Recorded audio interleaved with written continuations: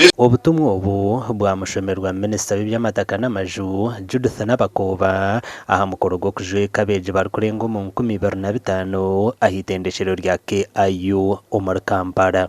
Best private institutions we have in the country that has contributed to human capital development of not only Ugandans but also other neighboring countries like Somalia, Rwanda, South Sudan, Tanzania, and many more, and bringing together both staff and students from over 23 countries around the world.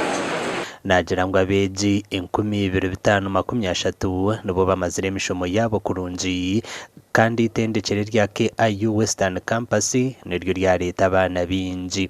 They have this time around decided to surpass the main campus, so they have taken the biggest share. 54% of the graduates today are from the Western Campus.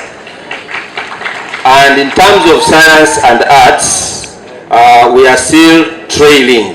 The sciences are at 43%. We still want to turn this around in line with the government agenda to support science, technology and innovation. Hassan basajja baraba nagira ngo ekihandiiko ekyashuhwire kiri kugamba ngo amashomo ga Uganda mingi gari expired kikabateera munonga.